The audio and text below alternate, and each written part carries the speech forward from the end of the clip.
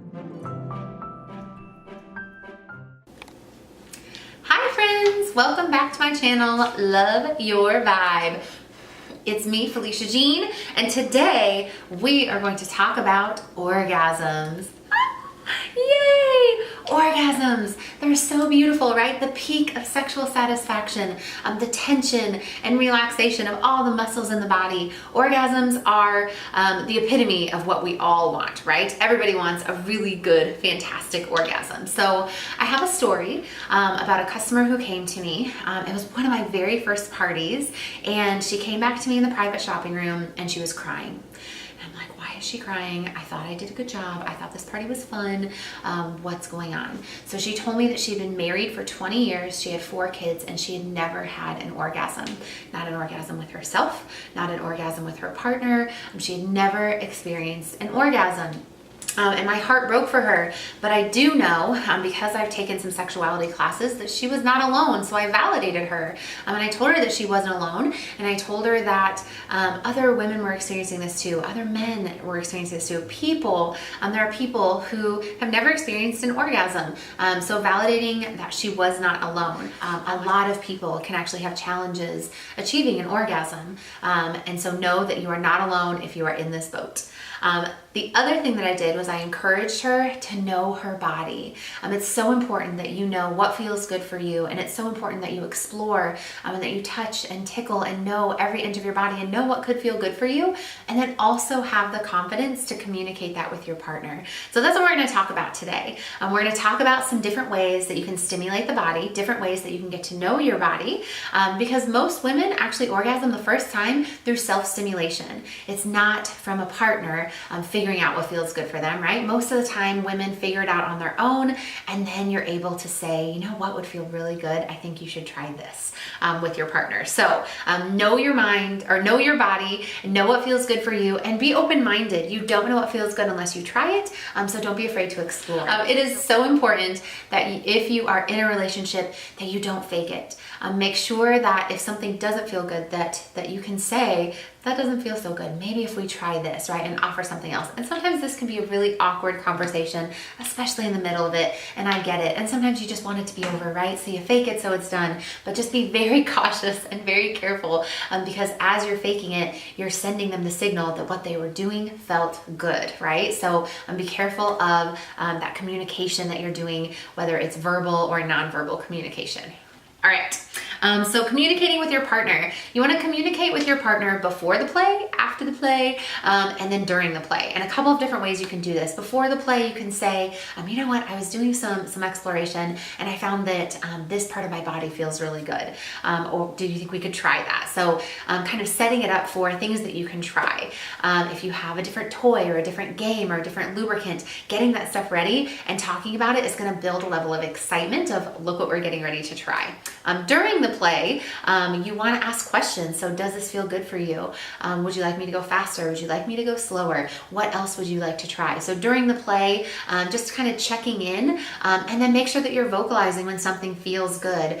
So vocalizing, yes, this feels good. Oh my gosh, I would love it if you moved like an inch to the left, right? So just giving that type of information and saying what you're comfortable saying. Sexy talk. It can sometimes be awkward, right? So just give it a try. If you are in a relationship with someone, just don't be afraid to let loose with a animal noise here or there, scream your own name, whatever feels comfortable for you, give it a shot. So it's really important that you take time for yourself. You take time for yourself to feel sexy. So if you're having trouble orgasming, make sure that you're taking the time to get in the mood. Get a piece of lingerie, put on something that smells really sexy or something that makes you feel really sexy. Take the time to shave your legs. What?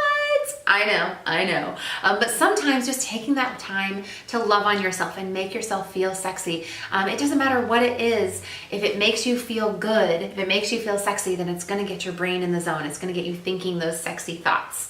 Absolutely, orgasms are very much mental, very much psychological. So if you're having a hard time focusing, put on a blindfold. When you put on a blindfold, it takes away your sense of sight. So all the touching, tickling, nibbling, and kissing is an anticipation. You don't know where you're going to get touched, tickled, nibbled, or kissed. It also helps because when you take away one of your senses, all of your other senses are heightened. So everything is going to feel better when you're using a blindfold. You can also engage in bondage. So relinquishing control to your partner can be super, super fun.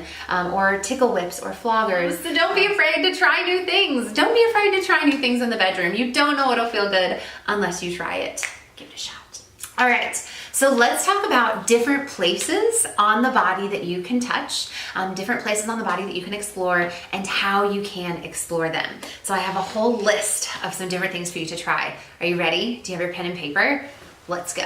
Okay, so different places on the body. Let's just start at the top. Sometimes people like petting or stroking or scratching on the head. Sometimes people like hair pulling or tugging. So the head can absolutely be an erogenous zone. Moving to the sides, the ears can feel good if they're being kissed or sucked or nibbled, or even just touching of the ears, massaging of the earlobes. The neck can be a hot spot or erogenous zone. So kissing, licking, touching and tickling on the neck. Eyelids can be a hot spot or erogenous zone, light little kisses on the nose, the bottom of the chin, underneath the chin. All of this can be a pleasure zone. But let's go lower. The collarbone, the shoulders, the tops of the arms, even the armpits, right? The hands, the fingers, the fingertips, all of this can feel sensual and can feel arousing. You don't know unless you try. The breasts, the top of the breasts, the bottom of the breasts, the sides of the breasts, the nipple stimulation, sometimes squeezing, using nipple clamps can be pleasurable, not just with the squeezing, but the removal of the clamp can actually return a rush of blood flow to the nipple, and that's where you get stimulation with nipple clamps. The sides, the stomach, the belly button, the little V on the hips, moving to the buttocks, the top of the buttocks, the bottom of the buttocks, in between the crack, up at the very top of the crack is a very, very sensitive, nerve-rich area. The thighs, the outer thighs, the backs of the thighs, the inner thighs. Don't forget the genitalia, obviously. Inner labia, outer labia, the clitoris. The penis, the testicles, behind the testicles or behind the vaginal opening, a little bit back, the perineum or the taint, the anus, the tops of the legs, the calves. Doing a nice calf massage can be really pleasurable. The tops of the feet, the bottoms of the feet, the toes, and even in between the toes. I think I named every inch of the body. So if you didn't get that, just know every inch of your body, your skin is full of nerve-rich sensory spots. So don't be afraid to explore every inch of your body and figure out what feels good. Now, how are you stimulating all these places on the body? I'm going to give you a quick list of some ways that you can stimulate the outside of the body, and then I'm going to give you some ways that you can stimulate the inside of the body. So with the outside of the body, pressing on any area of the body and rubbing. And as you're rubbing, you can do circles. You can do big circles. You can do little circles. You can do back and forth rubbing or up and down rubbing. You can do light tapping or even spanking with the whole hand, or a flogger or a tickle whip.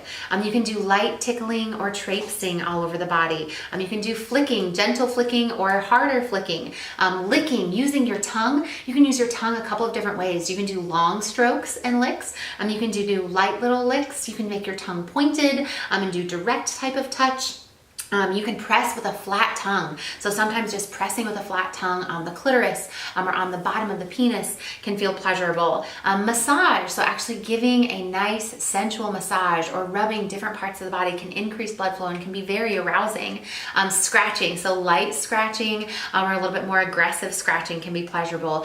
Biting or nibbling, so using the teeth gently or not so gently. Blowing, so just light direct blowing on the body. Using feathers for that light tickle sensation. Tugging and pulling on different parts of the body can relieve stress and pressure and can also feel very pleasurable. And then of course sucking, so sucking on different parts of the body and using your mouth that way. So many different ways. If you can think of other ways to stimulate the outside of the body, please comment below. I'm sure all the viewers would love some good tips on that.